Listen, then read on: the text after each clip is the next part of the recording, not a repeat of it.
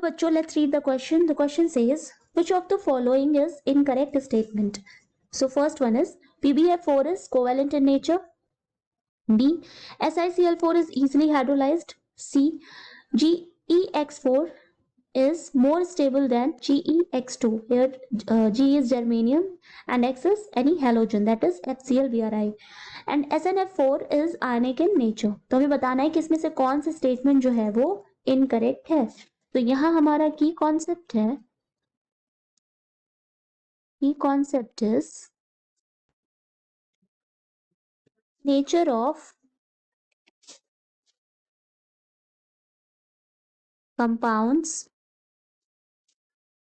of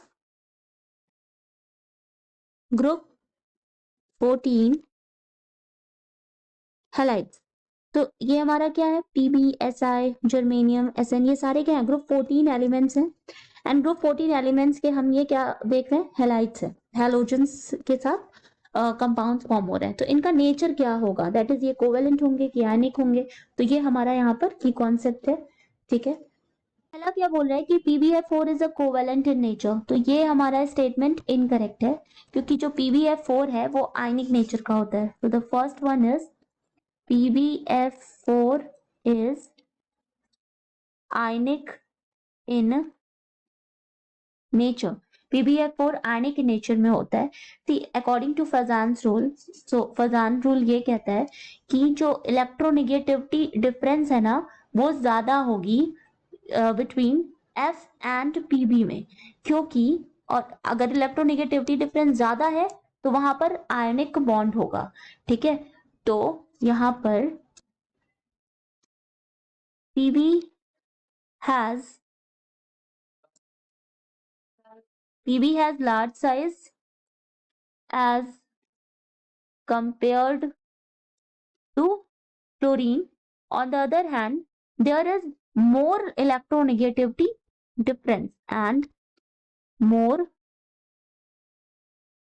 electronegativity difference. तो ज्यादा electronegative difference की वजह से क्या हो जाता है, बिटवीन ये बिटवीन है F and PB.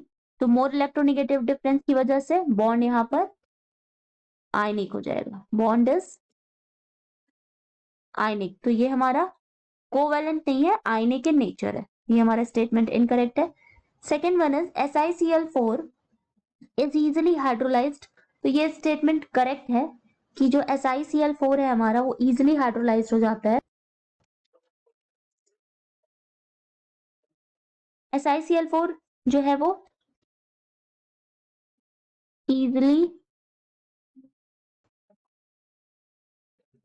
hydrolyzed as, क्यों, क्योंकि Si has silicon has empty d orbitals. तो इसके पास empty d ऑर्बिटल्स हैं, जिसकी वजह से जो हाइड्रोलिसिस रिएक्शन है वो ज्यादा फीजिबल है. And the lone pair of जो वाटर है can easily occupy the empty D orbitals. तो एम्प्टी डी ऑर्बिटल्स हैं, तो एम्प्टी डी ऑर्बिटल्स में ठीक है वाटर के जो लोन पेयर्स हैं वो इजिली H2O जो है वो आ सकता है. तो ये इजिली हाइड्रोलाइज्ड हो जाता है. ठीक है, नेक्स्ट है जर्मेनियम का है हैलाइड X4, GeX4. ठीक है, यहाँ X कुछ भी हो सकता है, FClBrI is more stable then GeX2. सो सी, जब हम डाउन द ग्रुप जाते हैं, जब हम डाउन द ग्रुप जाते हैं, डाउन द ग्रुप, तो +4 की जो स्टेबिलिटी है वो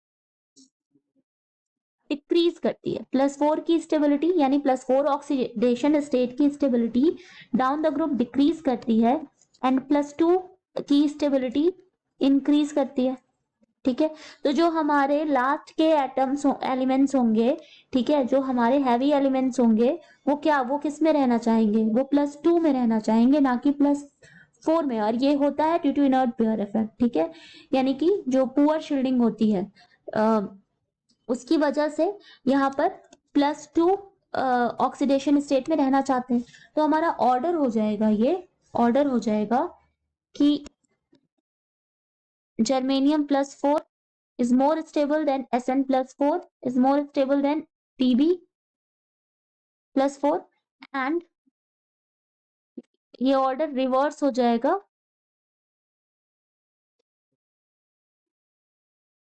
ठीक है। तो जो लेड है, लेड हमारा लास्ट में आता है, तो पीबी जो है वो किस में रहना चाहेगा, +2 में, क्योंकि डाउन द ग्रुप +2 की स्टेबिलिटी इंक्रीज कर रही है। एंड जर्मेनियम हमारा किस में रहना चाहेगा, +4 में, ठीक है। तो यहाँ पर क्या बोल रहे हैं कि GeX4 is more stable then GeX2, तो ये हमारा स्टेटमेंट करेक्ट है, क्योंकि स्टेबिलिटी जो है वो GE+4 की वो ज्यादा होती है GE+2 के कंपैरिजन में, ठीक है। तो ये हमारा स्टेटमेंट करेक्ट है। नेक्स्ट है SnF4 is ionic in nature, so